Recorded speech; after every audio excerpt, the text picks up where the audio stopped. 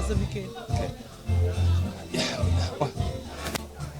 Nne ndewo Chizoba Precious Azubike. Ọkwa aha gị? Yes, ahụ. Hey, nne iwe bụrụ onye mmeri na nwaanyị manarị nke afọ 2019. Ọ Chukwu. Biko, kedu ka obi dị gị? Obi dị m so aṅụrị. Just put ebe aha mee ka ọwụ mụnwa. I was just trying to be myself and Chukwu mere ebere ọwụrụ na meeting the criteria ha needed for the queen. Olugoro m biko na unu eweli iwe etikatala m mkpu. Olu agụchala m but obi dị m so aṅụrị. Ebelivụrụ m ya. Ọ dị m ka m nọ na nrọ. Ndị be anyị abụ m Amalinze JJ Azị onye mụ na ya nọ bụ onye nwere mmeri na ndọrọndọrọ asamma nke 2019 a na-akpọ nwaanyị manarị.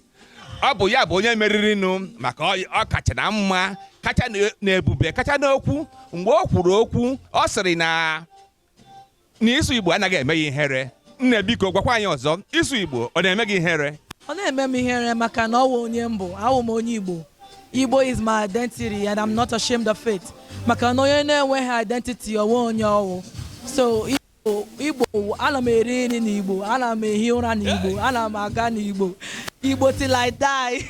Unu anụgokwa na nwa agbọghọ sịrị na Igbo na-adị ya mma, ọ na-ekwu na-asụ na-eri nri n'Igbo, na-eku ume n'Igbo. Nne biko, ọkwa nke anyị nwetara, kedu ihe ị ga-eji ya eme? M ga-eji gwa ndị ka ọzọ na-agwa nwaanyị ndị dịka mụ that it's okay to be different. It's okay not to have the American accent. Ọ Igbo gị ma a na-aghọta ha sọrọ ha pidgin English, ma a na-aghọtara ha sọrọ ha any English ha chọrọ. It's okay to be different and Igbo na-atọ ụtọ. Adana m achọ ka ndị Igbo niile nọ n'ama mara na ha hụ ibe ha n'ọgbọ ha sọrọ ha Igbo.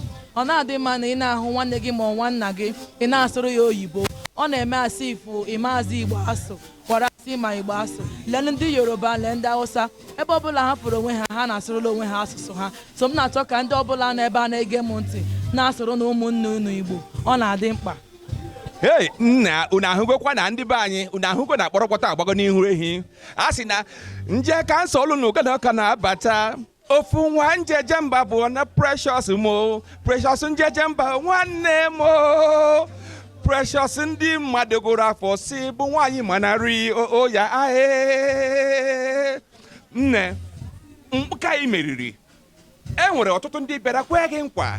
A sịrị na ị ga na-apụta n'ihe onyonyo. Ọ dịgo ndị mmadụ atọ gwara na ị ga na-apụta n'ihe onyonyo. Nne biko, kedu ka isi wenata nke a? Ị tụrụ anya ya? Atụrụ m anya ya. Atụrụ m anya ya. Atụrụ m anya ya. Ọ dị ọ ma m mgbaju anya.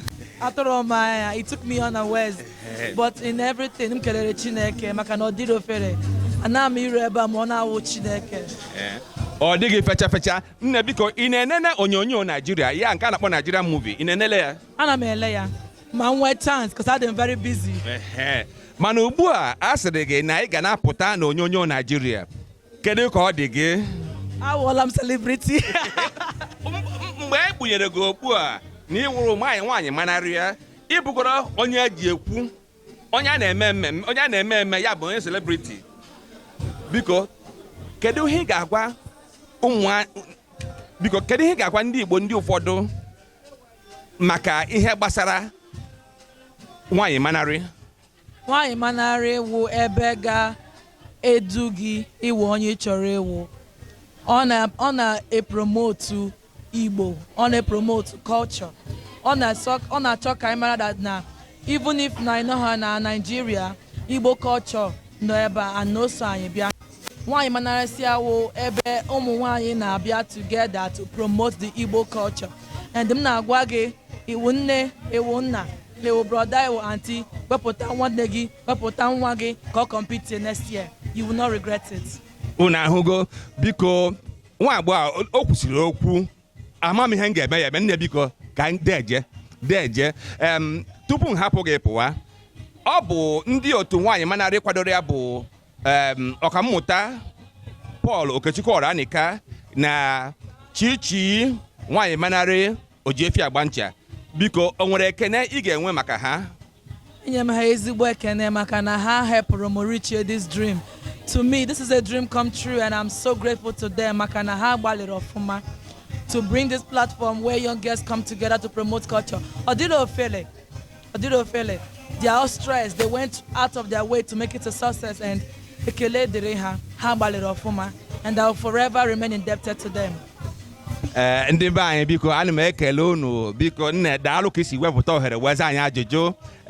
Ọkammụta Paul Okechukwu Oranika na Chichi nwaanyị manarị Ojiefia agba ncha, ana m ekele unu kwuru si wee tụọ atụmatụ wepụta mmemme nke a o wee dị egwu. Biko ndị be anyị Amalinze JJ asị na asị unu ndewo unu daalụ.